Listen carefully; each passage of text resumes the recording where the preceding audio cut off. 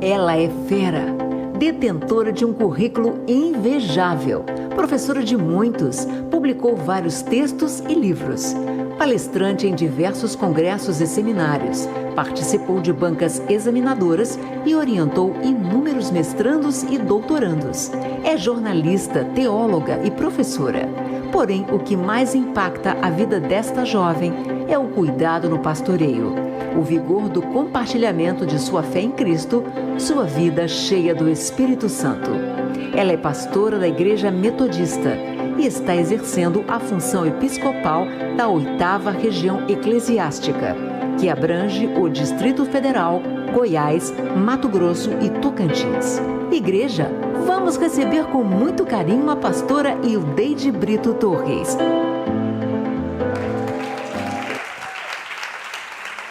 Glória a Deus, é motivo de muita alegria. De fato, nós só adoramos a Jesus Cristo nessa igreja, porque é a igreja de Jesus. Mas eu queria convidar a igreja a dar uma salva de palmas para a nossa irmã querida, pastora, bispa, que tem estado conosco desde sexta-feira, trouxe uma palavra assim, marcante demais para a igreja no culto das 9, e quanta alegria em estar com ela nessa manhã, uma mulher que vive mesmo a essência do Evangelho, alguém que tem sido usada por Deus, tem vencido e superado no poder do Espírito. A gente fica pensando, puxa, como é que Deus a trouxe até aqui, numa agenda tão apertada? É porque eu creio que nós vamos ver um testemunho daquilo que Jesus pode fazer com alguém que se disponibiliza na mão do Senhor. Né? Bispa na Igreja Metodista, se não me engano desde 2016 para 2017, né? Assumiu 2017, né? Algo talvez diferente lá naquela comunidade também, né? Uma bispa sendo mulher, mas queridos, é lindo demais ver como alguém supera no poder do Espírito. Queremos trazer 2 destaques leves, né? Rápidos. São 2 livros que ela trouxe para compartilhar com a igreja e queremos convidar você que quiser mesmo receber esse material para abençoar a sua casa. Um dos livros é sobre ensinando as crianças, né? 91 histórias para aprender e crescer, para ouvir falar de Jesus. E no livro de Salmos, né? Canções do Saltério, que vão trazer, assim, muito tratamento para a nossa alma, para o nosso coração. Esses livros estão ali no balcão Pibicopa, e você, assim desejando, pode adquiri-los para abençoar a sua vida. Bispa, que honra e que alegria, queremos orar com a irmã, na certeza de que mais uma vez Deus a usará com poder e graça. Pai, está aqui a tua filha, que título maravilhoso o Senhor a deu, filha amada em quem o Senhor tem grande prazer. Muito obrigado por tudo que o Senhor tem feito na vida dela.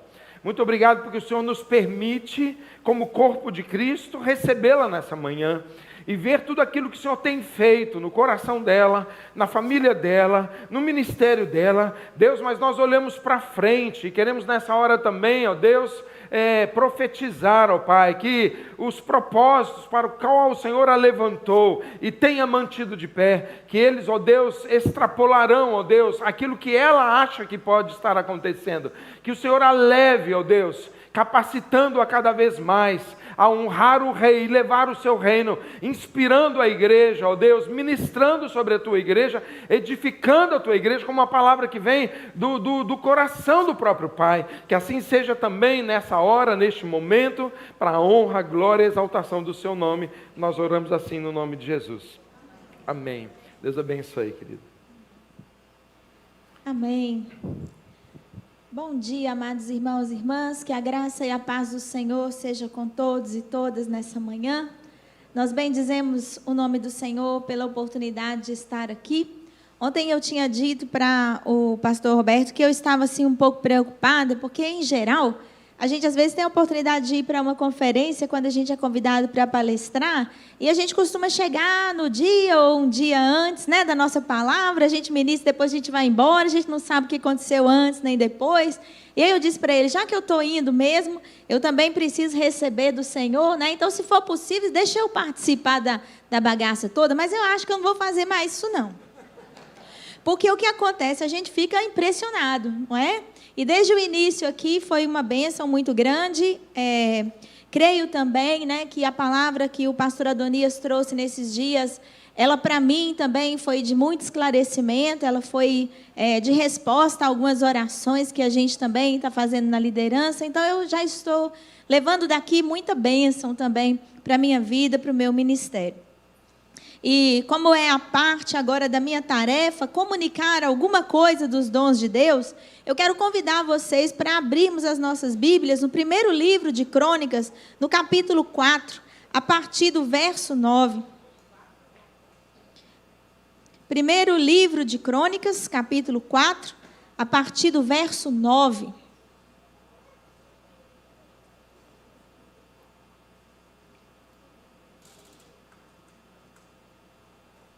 Amém? Primeiro livro de Crônicas, capítulo 4, a partir do verso 9. Tem uma coisa maravilhosa que a gente aprende no processo do discipulado, é que a igreja que está em células, a igreja que entende o que é discipulado, sempre vai ter gente nova. E às vezes os pregadores e pregadoras são um pouco apressados, eles falam o versículo, já começa a ler, o povo está procurando ainda, né? Então, se você quiser crescer na sua liderança, comece a prestar atenção que, apesar dos aplicativos que aceleram um pouco o processo, de vez em quando tem um barulhinho de folha, né? Escute o barulhinho de folha e deixe a pessoa encontrar, porque senão ela vai ficar perdida, nem vai prestar atenção em você, nem vai achar o texto, né? E o que a gente quer é a edificação. Então, pode abrir a sua Bíblia. Primeiro livro de Crônicas, capítulo 4, a partir do verso 9. Todos nós encontramos? Amém? Diz assim a palavra do Senhor: foi Jabes, ou Jabes, mais ilustre do que os seus irmãos. Sua mãe chamou-lhe Jabes, dizendo, porque com dores o dei à luz. Jabes invocou o Deus de Israel, dizendo, tomara que me abençoes e me alargues as fronteiras, que seja comigo a tua mão e me preserves do mal, de modo que não me sobrevenha aflição. E Deus lhe concedeu o que ele tinha pedido. Amém. Eu queria, amados irmãos e irmãs, compartilhar com vocês, nessa manhã, a importância da gente no processo de superação, esse é o tema geral que está aqui para a gente, perceber que muitas vezes a gente não supera as coisas na nossa vida porque nós nos limitamos às nossas circunstâncias. E Deus quer levar a gente das circunstâncias para os propósitos. Quero que você guarde isso no seu coração. Deus quer te tirar das circunstâncias e te direcionar para os seus propósitos. A palavra do Senhor no Novo Testamento, Jesus conversando com seus discípulos, explicando para eles a situação, disse para eles o seguinte: nesse mundo a vida de vocês vai ser muito tranquila. Foi isso que ele falou? Não. O que ele disse? Nesse mundo vocês vão ter aflições, né? Eu gosto muito da versão King James, porque ela diz assim, no mundo vocês vão ter problema. Aí eu acho que fica mais claro ainda para a gente, porque a aflição é um negócio meio etéreo, né? No mundo você vai ter problemas. Quem é que gosta de problemas aqui? Eu não gosto de problemas. Se eu pudesse viver a vida mansa e tranquila, em toda piedade e respeito, eu gostaria. Mas nós não estamos isentos dos problemas. Há muitas pessoas que às vezes compreendem os problemas como castigo, compreendem os problemas como coisas demoníacas, entendem os problemas como coisas extraordinárias. E embora alguns deles tenham mesmo essas origens, a verdade é que os problemas estão no contexto da nossa vida. Eles começaram lá no Jardim do Éden e eles vão nos seguir até a volta de Jesus. Não temos como escapar deles. Há um autor que eu tenho conhecido mais recentemente, chamado Craig Groeschel, e ele tem um podcast na internet, e aí lá num desses dias ele estava dizendo assim, olha, existem nas empresas o CEO, o CFO e todas as siglas que vocês puderem imaginar, mas nós somos os chefes resolvedores de problemas. Esse é o nosso título. E ele diz, se você quiser liderar, você tem que abraçar o problema. Para aparecer um problema, você diz, agora eu tenho a minha melhor oportunidade, porque eu sou um resolvedor de problemas. Eu ainda não estou com esse entusiasmo todo, mas eu entendi o espírito da coisa. Porque se eu quiser me mover da circunstância para os propósitos, quando vier um desafio, eu tenho que lidar com ele. E eu olho para esse homem chamado Jabes, e eu já vi algumas mensagens sobre ele. Há um livro famoso sobre a oração dele, mas eu vou me deter um pouco mais antes dessa oração que ele faz, para reconhecer o lugar dele. Eu estava dizendo que eu sou formada em jornalismo também, e dei aula há alguns anos de jornalismo, e uma das coisas que eu mais gostava de ensinar os alunos a fazer, porque eu era de jornalismo impresso, daí se vê, eu gosto de escrever, né? Eu não sou essa pessoa do vídeo, assim, desse povo antenado nas redes sociais, eu sou o negócio da escrita. De vez em quando eu vejo as pessoas compartilhando meus textos, elas costumam escrever assim: o texto é grande, mas vale a pena, na hora de compartilhar. Volta e meia isso acontece. Eu começo a sentir um certo peso na minha alma, mas o que eu posso fazer? Eu gosto de escrever, né? E uma das coisas que a gente faz no jornalismo impresso, um dos estilos de escrita, chama-se perfil. Quando a gente faz um perfil de uma pessoa, significa que a gente vai contar a história dela, mas a gente vai além do fato. A gente deseja que a pessoa que está lendo aquele texto possa conhecer a intimidade desse perfilado, quem ele é, o caráter dele, e não só aquela coisa da notícia corriqueira, que é o fato em si, né? O que foi que aconteceu. Então, o perfil é um tipo de escrita muito interessante no jornalismo e que muitas vezes dá origem depois até mesmo a livros. Muitos livros, reportagens de jornalismo, são perfis estendidos para conhecer aquela pessoa que a gente está narrando sobre ela. E quando eu leio o Antigo Testamento, eu gosto muito dele porque ele me permite fazer um perfil das pessoas. Eu conheço algumas nuances da vida dos personagens, né? Porque a gente conhece a saga dele geralmente toda, onde nasceu, quem era o pai, quem era a mãe, onde que morava, o que fazia. E a gente conhece também a cultura judaica. E na cultura judaica, muito de uma pessoa se pode conhecer a partir do nome que ela recebe. Porque o nome, na cultura judaica, principalmente no Antigo Testamento, é de algum modo um certo determinador de destinos, né? E eu não gosto muito dessa palavra destino, não. Porque a gente, quando fala essa palavra, a gente não percebe, mas a gente está imerso numa cultura greco-romana, e para os gregos e romanos, destino é uma coisa da qual a gente não pode fugir. Então você vê, por exemplo, a história de Édipo. Tem a história de Édipo, diz que a profecia veio para ele e disse: você vai matar o seu pai. E ele disse: eu não quero matar o meu pai, então eu vou fugir de casa, porque eu não quero matar o meu pai. E ele foge de casa, mas ele não sabe que ele é um filho adotivo. E no meio da estrada, ele encontra um moço, ele luta com esse moço, mata esse moço. E quem era esse moço? O pai dele. Então não consegue se fugir do destino. Essa é a mentalidade que está por trás dessa palavra, que está presente na nossa sociedade hoje. Mas eu aprecio a palavra propósito. Porque propósito significa alguma coisa que a gente pode andar na direção daquilo, mas que também depende da nossa sujeição. Deus não tem destinos para nós, Deus tem propósitos. Ele nos convida a participar desses propósitos. Porque se Deus tivesse destinos para nós, nós não teríamos livre-arbítrio. Mas nós temos. Nós podemos fazer a escolha de servir ao Senhor ou não. E é essa escolha que determina a nossa eternidade. E é preciso que a gente viva essa escolha, assuma essa escolha e caminhe com ela. Porque o destino de Jabes não era muito bom. Se eu fosse olhar o destino dele, aquilo que a história dizia que iria acontecer, quando ele nasce, a mãe dele sofreu muito. Não sei se o neném estava virado, não sei se teve algum problema lá no útero, não sei se ela correu risco, se a saúde dela estava abalada, mas ela deu a ele o nome Jabes, que significa causador de dores. Você já imaginou o que é você andar pela rua e o seu nome significa algum mal que você causou? Eu imagino que fosse hoje em dia, Jabes ia na escola talvez sofrer bullying. Não é?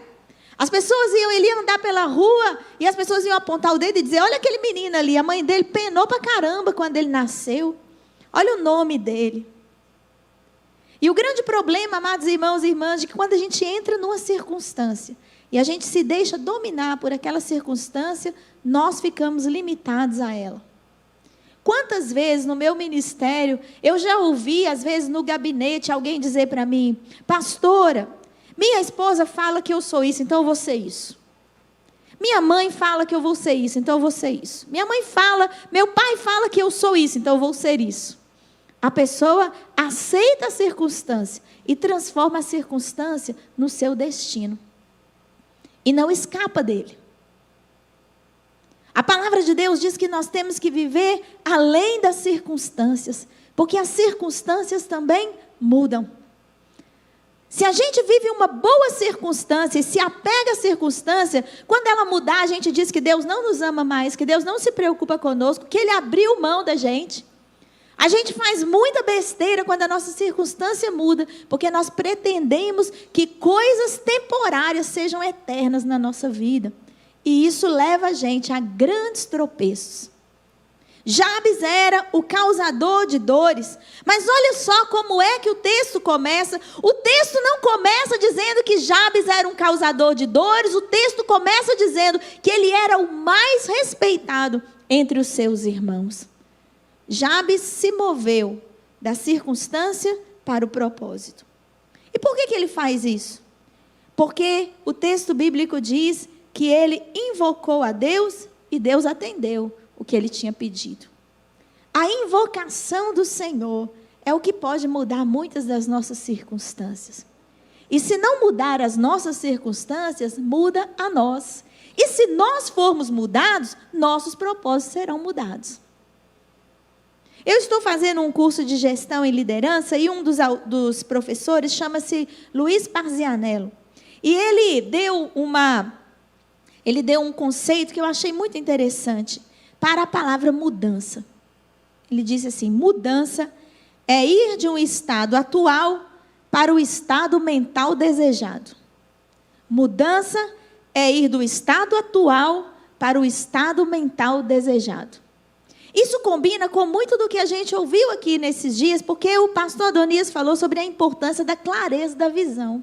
A clareza da visão é um estado mental desejado. Para onde que eu quero ir? O que eu pretendo? A gente observa que os atletas têm isso com muita clareza, eles querem ir para a Olimpíada. E uma vez que eles conseguiram ir para a Olimpíada, eles querem ganhar medalha. E depois que eles ganham medalha, eles querem ir na outra Olimpíada. E quando eles conseguem classificação, eles querem a outra medalha. Porque também existe isso. Esse professor explicou para nós. Estratégia é a gente fracionar um problema. Eu consigo essa etapa, eu tenho a visão do todo, eu tenho o estado mental desejado, e eu digo, para eu chegar lá, qual é o próximo passo?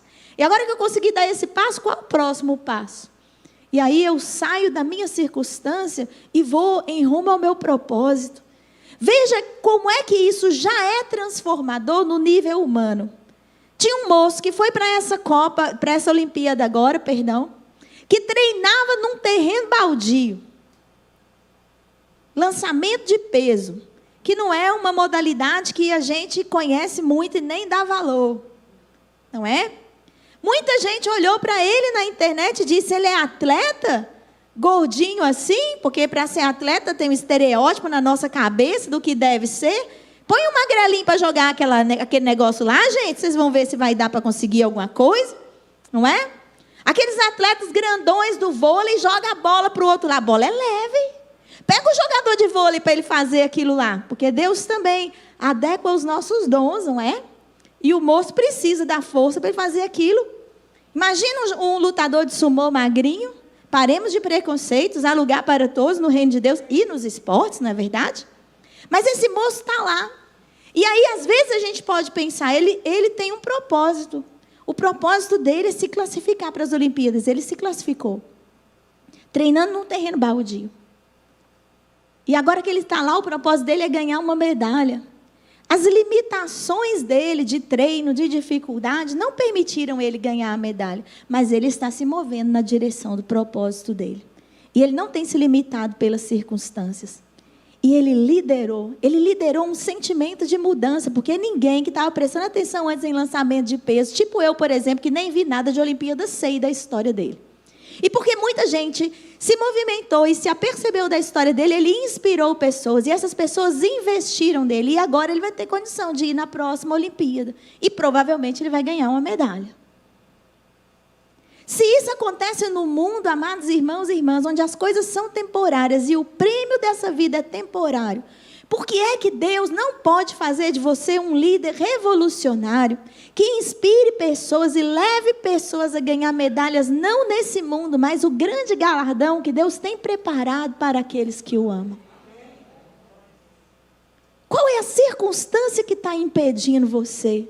Porque um atleta, por uma medalha temporária, não pode ter mais foco e propósito do que um servo e uma serva de Deus pelas coisas eternas, não.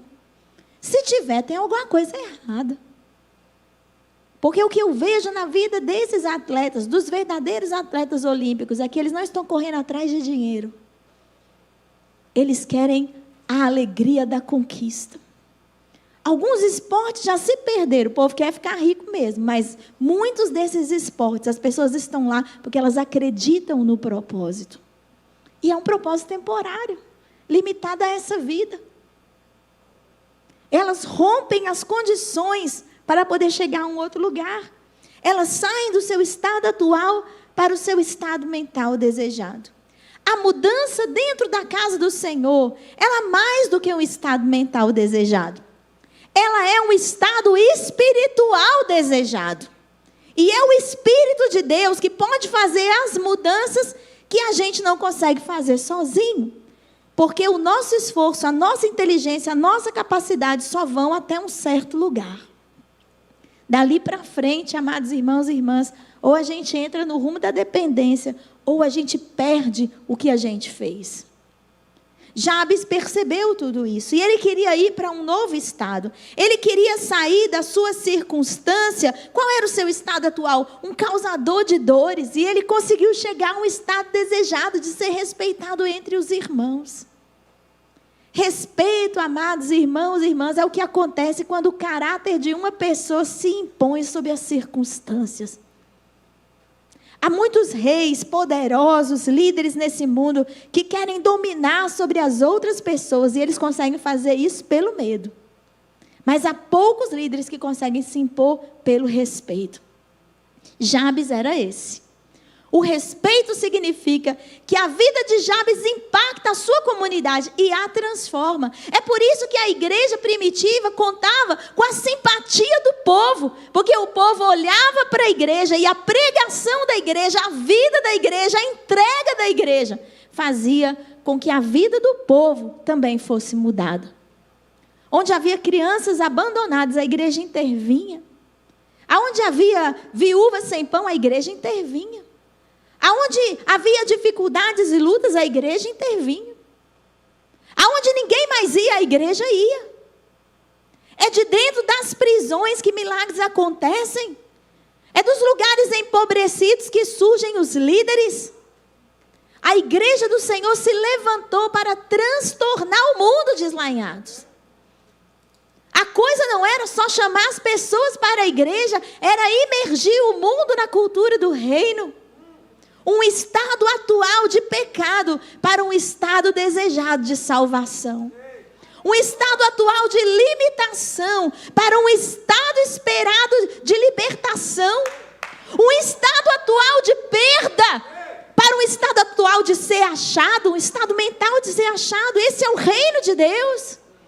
Um inconformismo com a realidade dada. Jabes não se conformou. Eu não sou o causador de dores, eu posso sarar. Eu não sou o causador de feridas, eu posso curar. Eu vou invocar o nome do Senhor e Ele vai mudar a minha história. Eu não me conformo com a minha circunstância, eu quero viver o meu propósito. E o fato de Jabes ter colocado isso diante dele levou-o a invocar o nome do Senhor. E ele invoca o nome do Senhor de um jeito muito especial. Perceba, muita gente já leu essa oração de Jabes por uma perspectiva de prosperidade, mas não é. Ele não estava pedindo para ser rico. Ele não estava pedindo para ser famoso. Ele não estava pedindo para ser mais entre os seus irmãos. Ele diz: Senhor, me abençoa. E o que a palavra do Senhor diz quando Deus fala para Abraão que iria abençoá-lo? Deus diz a Abraão: eu te abençoarei, sê tu uma bênção. Tem gente que está querendo ser abençoado, mas não abençoa ninguém. Lamento, você não vai conseguir. Porque para ser abençoado é preciso abençoar. Deus não dá coisas para nós, Deus faz coisas através de nós. O carro que você tem não é seu, a casa que você tem não é sua. Se você não quer deixar aquele sofá bonito seu ser sujo por uma criança numa cela, seu sofá não serve para nada, pode te levar para o inferno. Se a casa bonita que você tem não abrigar a pessoa que precisa de Jesus para ouvir uma palavra, a sua casa bonita não serve para nada. Uma favela, uma casa simples de favela é uma mansão muito melhor do que a sua, porque as pessoas entram lá e encontram Jesus. E se as pessoas não podem entrar na sua casa, Jesus também não pode entrar. Se as pessoas não podem entrar na sua vida, Jesus também não pode entrar. Se o seu pior testemunho, se o momento mais difícil da sua vida não pode ser usado para a glória de Deus, seu sucesso também não vai ser. Porque a gente precisa ser uma bênção para receber a bênção. Eu vejo isso porque lá no Antigo Testamento tem um texto que fala que a arca do Senhor ficou 2 anos na casa de um sujeito, não adiantou nada para ele. Mas Davi veio, tirou a arca de lá e levou, e a arca teve que ficar 3 meses na casa de um outro lá. O impacto foi tão grande, que quando você chega no livro de Crônicas, como é que era o nome do moço que eu esqueci? Obed-edom. A arca ficou na casa de Obed-edom 6 meses, diz o Senhor o abençoou, mas não acabou ali não. Quando a arca foi levada para o templo, aí Obed-edom falou assim, esse trem está tão bom que eu vou atrás dessa arca. Vai que a arca vai embora, a bênção vai com ela, vou atrás. Foi para o templo, chegou lá e diz, eu quero servir. Até o final da história bíblica, nós temos mais de 100 descendentes de Obed-edom servindo no templo a arca de Deus. Porque aquela bênção que eu recebo e aquela bênção que eu levo para frente toca gerações. É isso que é ser abençoado, é tocar a geração seguinte. Você está preocupado com as crianças? Você está preocupada com os jovens? O que você está fazendo para servir? Você sabe se tem lápis lá na sala das crianças? Você sabe se as professoras... Você coloca as professoras de criança na sua intercessão? Você tem orado pelos líderes de criança? Você tem valorizado eles? Ou eles são o lugar que a gente às vezes despeja nossas crianças travessas? Porque essas pessoas estão forjando a bênção que vai vir depois. E a qualidade da bênção que vem depois depende da nossa, irmãos. Da nossa entrega, da nossa consagração.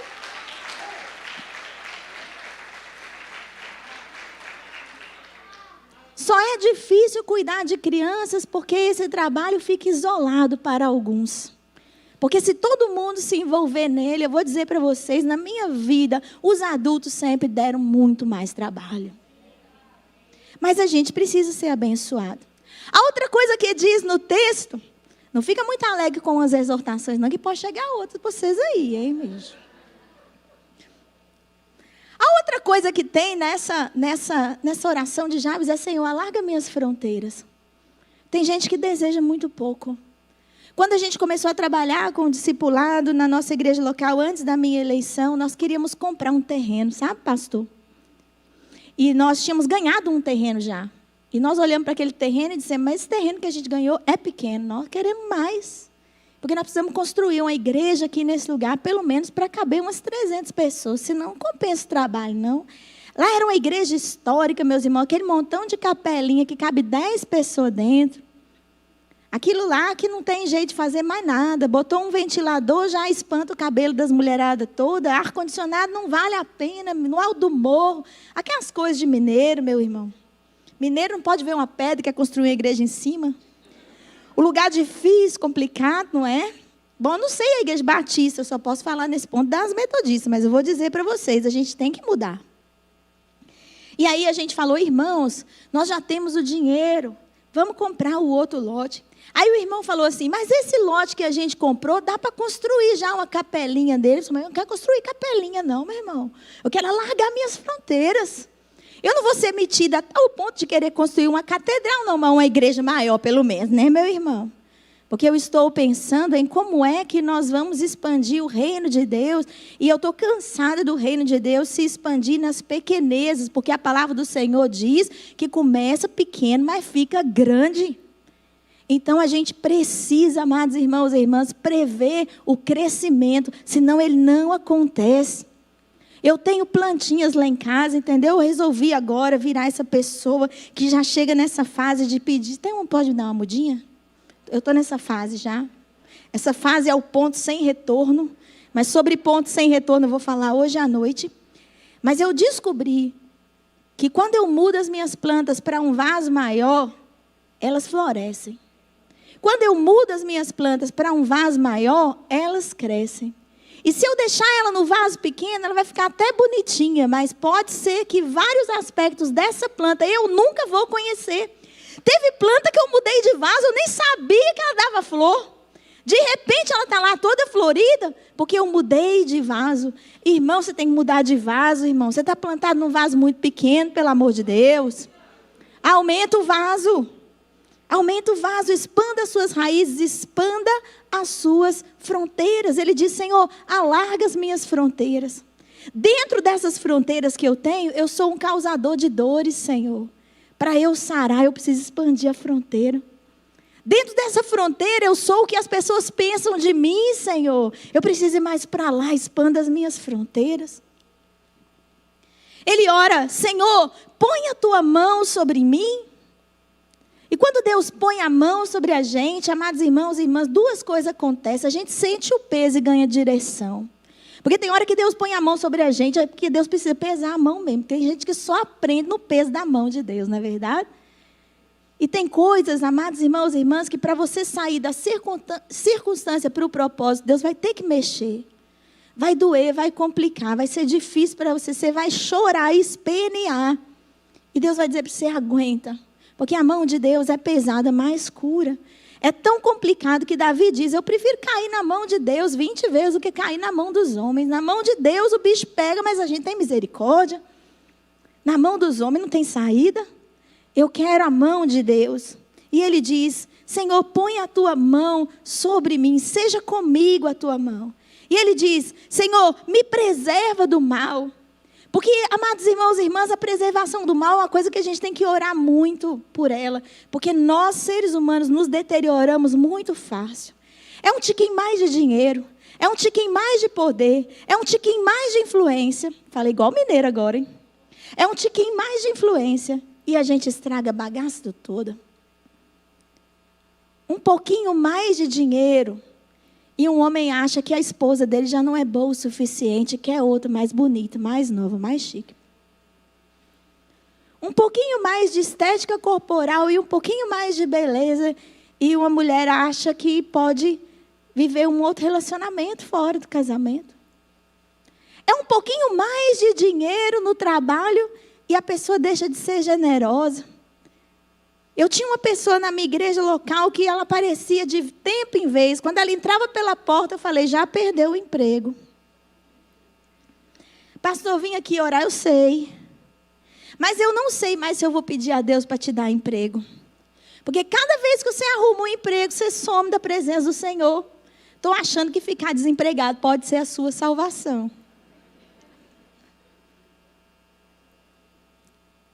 Eu quero dizer para você que a gente precisa ser guardado do mal. E a última coisa que ele pede é, Senhor, que não me sobrevenha aflição. E a aflição é uma palavra na Bíblia que ela está muito ligada ao sentimento que nos acontece, nos acomete quando nos afastamos da presença de Deus. Você pode olhar nos Salmos que quando o salmista fala, a aflição me veio, ele relaciona a aflição com a ausência da presença de Deus. Nos Salmos isso é muito claro. Então ele diz, Senhor, que a tua presença não se afaste de mim, porque a aflição, ela é resultado do afastamento de Deus. E pode ser que a gente tenha cometido coisas que nos afastem de Deus. Esse é o conteúdo da oração dele. E é esse conteúdo dessa oração que tem tudo a ver com entrega, com serviço, em como você é visto pelas outras pessoas, em como você deseja ser visto pelas outras pessoas, como alguém que vai produzir respeito. E ele sai de um estado de alguém que causa dores para o mais respeitado entre os seus irmãos. Deus o tirou de uma mentalidade de escassez, onde tudo faltava, para uma mentalidade de abundância, onde ele podia inspirar e animar a vida de outras pessoas. Porque as circunstâncias não nos definem, mas os nossos propósitos nos moldam. Os propósitos que Deus tem em nós nos moldam. E é por isso que tem um moço que eu gosto muito, que é o bispo Jakes, né? Lá dos Estados Unidos, num dos seus livros, ele fala que quando a gente vence uma adversidade hoje e vem outra maior, a gente deve se alegrar. Porque se vem uma outra adversidade maior, é porque a anterior nos preparou para lidar com ela. Deus está conosco, nós vamos dar conta. Nós vamos dar conta. Mas se nós não nos atiramos a essas adversidades, nós nunca vamos vencer as circunstâncias, vamos ficar limitados a elas. E eu quero rapidamente dizer para vocês, perdi meu tempo aqui, pastor.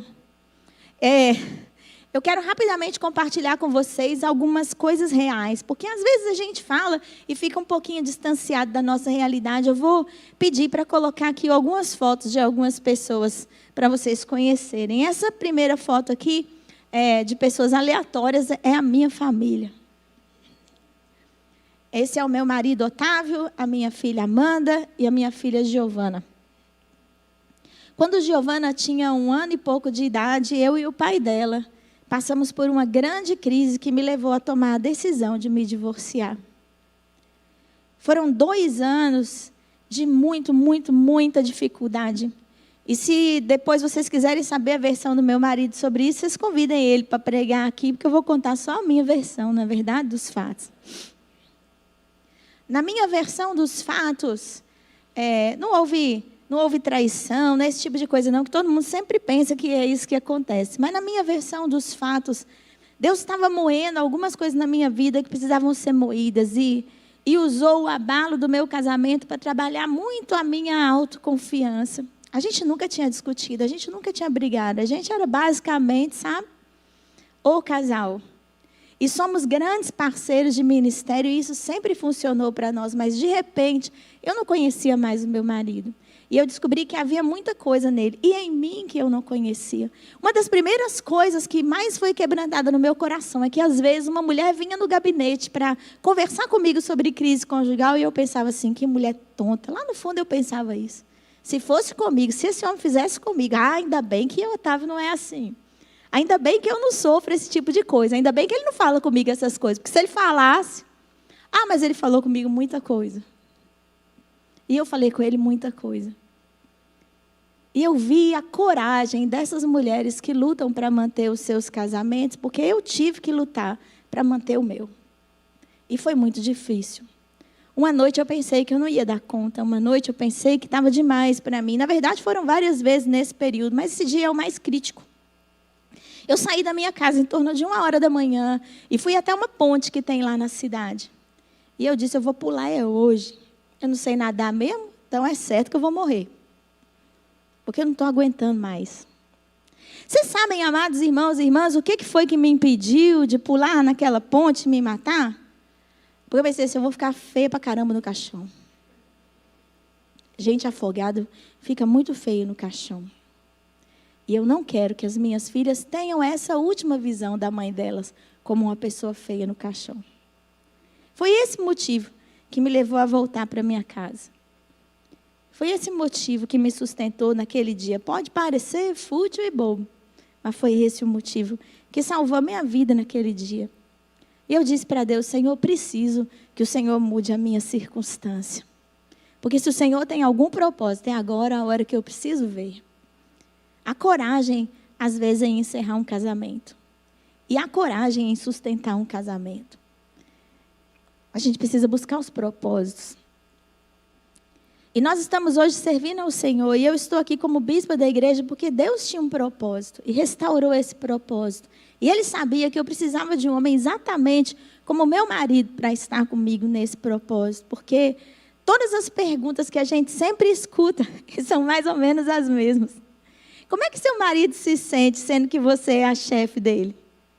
Essa é uma pergunta que só faz quem não entende o propósito. Que nós somos um só em Cristo Jesus, e nós somos parceiros no reino de Deus, e Deus nos chamou para servir a Ele, e cada um de nós faz exatamente o que foi chamado por Deus para fazer. Eu queria mostrar para vocês uma outra foto. Essa outra foto aqui é uma pastora que está comigo agora lá na 8ª, que eu conheci tem pouco tempo. Ela é pastora lá na região do Distrito Federal, ela se chama Vânia. A Vânia, ela é uma pessoa, assim, incrível. Mas quando eu conheci a Vânia como pastora, a Vânia estava, assim, um pouco perdida, né? E aí eu falava com ela e ela já desatava a chorar. Ela estava ferida pelo ministério, gente, porque, olha, o ministério fere a gente. A gente vai criando uma casca dura, mas, olha, tem hora que umas coisas são ditas, né, pastor? Que a vontade da gente é pegar a mochila, né, e ir embora para casa. Outro dia alguém me perguntou, bispo, a senhora já teve vontade de desistir do episcopado? Você quase toda semana. Alguém perguntou isso para um pastor e ele disse toda segunda-feira de manhã. A gente tem vontade, mas a nossa vontade não determina. A gente está vivendo pelo propósito, não pela circunstância. Então, a gente resiste, mas a gente vai aprendendo. E eu tenho investido na vida da Vânia. Muito. Porque eu vejo nela um grande propósito. Eu vejo nela o que alguém viu em mim. E eu sei que Deus tem grandes coisas para fazer através do ministério dela. Recentemente, nós tivemos um grande enfrentamento. Foi uma coisa muito difícil. E ela precisava fazer algo bastante delicado. E eu disse para ela, você precisa ir lá, Vânia, e você precisa falar com ousadia. E mulher, me escute, você não pode chorar. Você não pode chorar, você tem que chegar lá, se ater aos fatos, você tem que ser firme, e você tem que falar o que aconteceu. Você precisa testemunhar isso.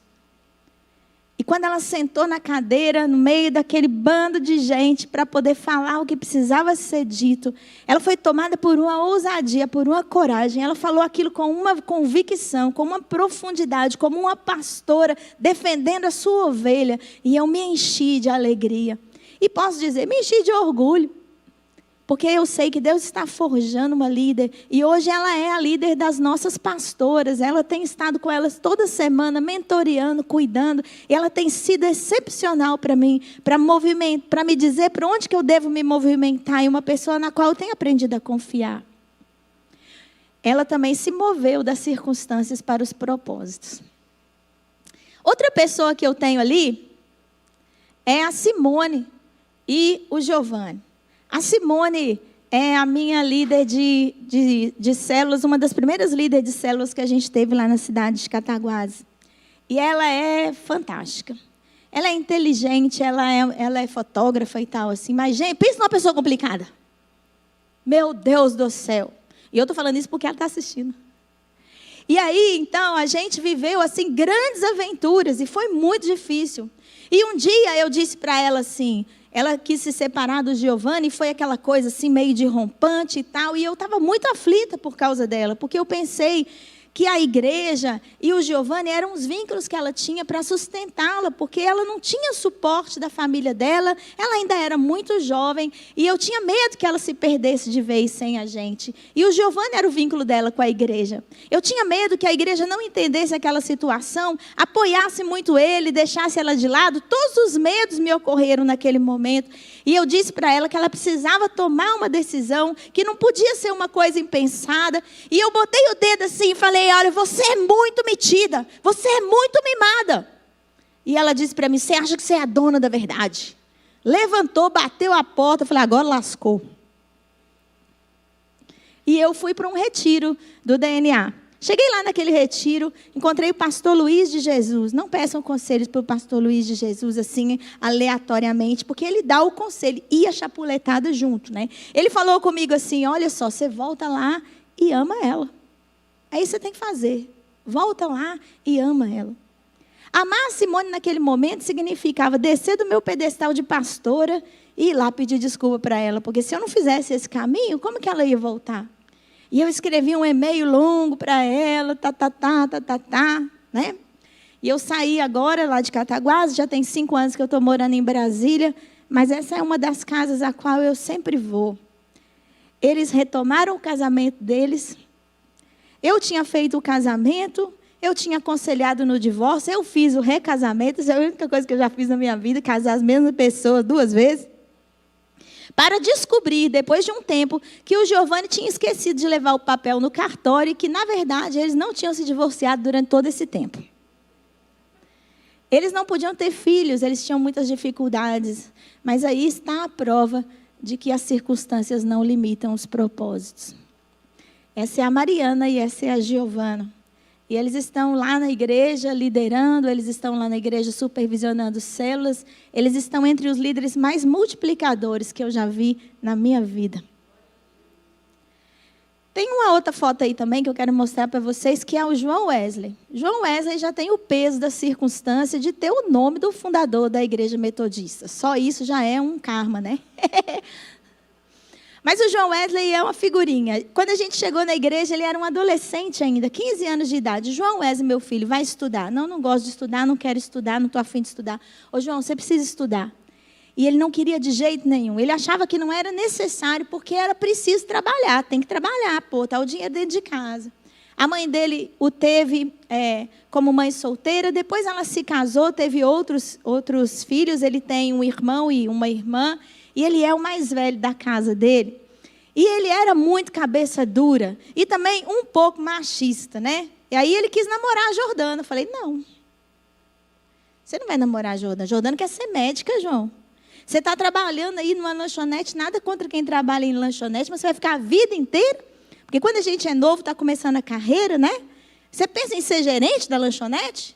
Você pensa em comprar a lanchonete depois, alguma coisa assim? Porque se a sua vida for só ficar virando hambúrguer, meu amigo, vou deixar ela casar com você, não.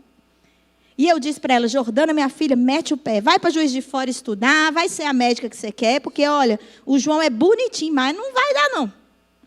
E ele foi na minha casa, brigou comigo, me encheu a paciência. A senhora falou com ela para terminar comigo? Falei, João, falei. Se você quiser casar com ela, você vai ter que dar seus pulos. Ele ficou tão bravo comigo. E às vezes a raiva é muito diretiva. Porque aí a pessoa começa a pensar, vou mostrar para ela. E é tudo que eu quero que ele faça. E ele resolveu ir estudar. E ele entrou num curso lá do Senai. Começou a estudar negócio de eletricidade. E aí ele conseguiu um estágio na Energisa, que era a empresa de energia da cidade. E aí ele foi subindo lá dentro, ele foi estudando, e começou a gostar desse negócio de estudar. Eles mandaram ele para uma cidade chamada Felixlândia, ele ficou uns meses lá, longe da gente. Lá ele prosperou, lá ele cresceu, e ele fez o curso de liderança de célula na igreja. E ele começou a aplicar umas coisas da liderança de célula lá na empresa. E o patrão falou com ele, uai, João, onde você está aprendendo essas coisas? Aí ele falou, lá na igreja. E aí o supervisor falou com ele assim, arruma um diploma dessas horas e o conteúdo do curso que você fez lá e traz aqui para mim. O João levou o curso do CTM, né, do Centro de Treinamento Ministerial da nossa igreja, para dentro da Energisa e ganhou um outro cargo lá dentro. E foi subindo, foi subindo. Amados irmãos, há 2 meses atrás, do nada ele me mandou, bispo, eu queria compartilhar com a senhora uma vitória. E mandou para mim o diploma dele de formatura na Faculdade de Engenharia Elétrica. Ele é o primeiro em 5 gerações da casa dele a ter um curso superior. Essa é uma conquista terrena de repercussões eternas. Porque se a cabeça da pessoa abre para si mesma, abre para todo mundo. Ele é o coordenador da administração atual na igreja lá. E ele compartilha comigo as coisas que Deus tem feito na vida dele. Agora ele pode casar com a Jordana. Casou. Casou e já está indo para o 2º filho, né? 2ª filha com a Jordana. Uma das coisas mais marcantes sobre ele, que eu quero compartilhar com vocês ainda rapidamente, que as histórias são muitas, é que nesse meio tempo eu disse para ele, João, ninguém na sua casa tem uma casa própria. Sua bisavó não tem, seu avô não tem, sua mãe não tem.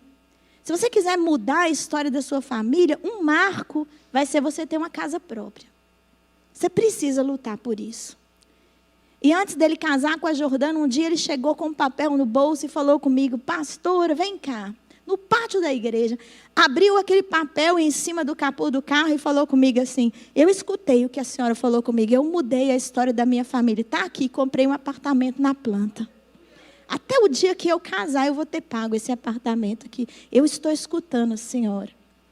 os filhos dele vão ter outro nível de vida. Por causa do que Deus fez na vida dele, a mãe dele voltou a estudar.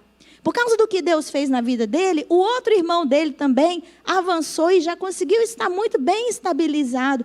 Essa estabilidade se reflete no serviço que eles prestam, porque o João começou uma célula e todos os supervisores da Energisa estão na célula do João. Houve salvação naquela empresa por causa do que Deus fez na vida dele. A outra pessoa que eu quero... Vocês têm um minutinho a mais? Eu quero contar só essa história aí. Eu vou ser pior ainda do que o pastor Adonias, Senhor Jesus. Esse é o Fabrício.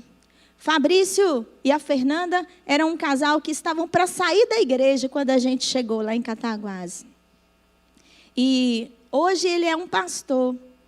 Eu tive a graça, porque Deus faz esses mimos com a gente, de me tornar bispa e dele terminar o curso dele de teologia. Ele já era pastor nosso na igreja local, e ser consagrado como presbítero da igreja, que na nossa igreja é o mais alto grau que a gente tem, né, no serviço do presbiterato, e deu uma reviravolta tão grande. De repente ele está lá comigo no Mato Grosso hoje, pastoreando uma igreja em Guarantã do Norte, na faixa de 20 células, construiu lá e está terminando lá a construção de um templo para cerca de 250, 300 pessoas. A igreja está crescendo e ele está florescendo lá.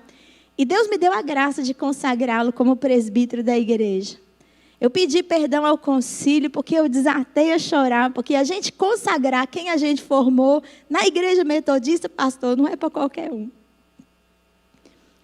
E eu tenho um amor muito grande por ele, porque muitas vezes, tanto ele quanto a Fernanda nos salvaram também, nós nos salvamos mutuamente. Esse é um discípulo, no sentido mais puro do termo, e é um pastor muito melhor do que eu e o meu marido. A última pessoa que eu queria mostrar para vocês é o Zé. Está aí a fotinha dele?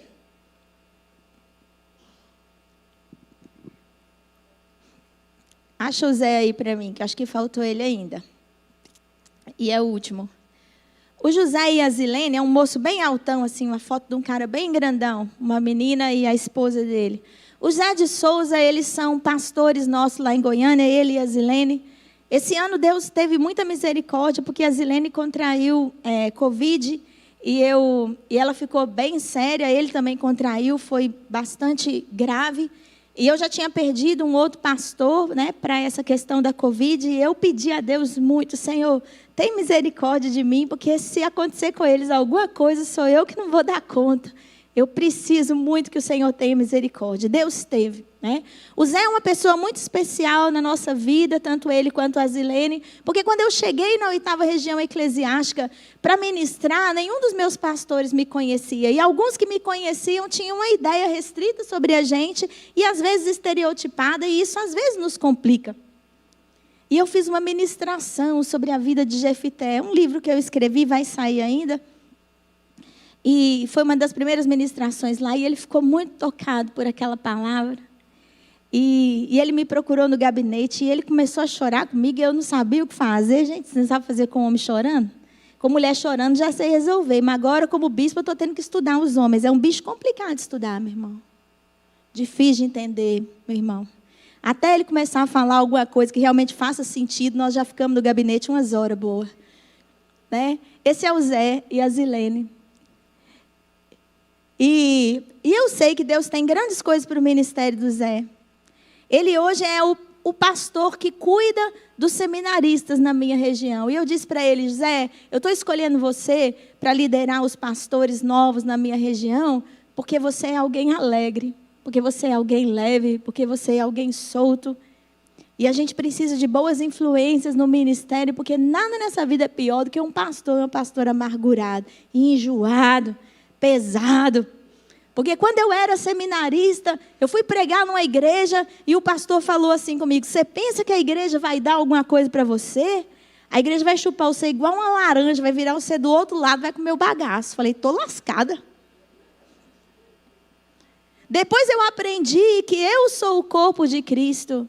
E Cristo partiu o seu corpo e disse: esse é o meu corpo que é dado por vós, comei. Estou aqui para ser comida, devorada, destruída. Não vai sobrar nada não, é para isso mesmo que eu vim.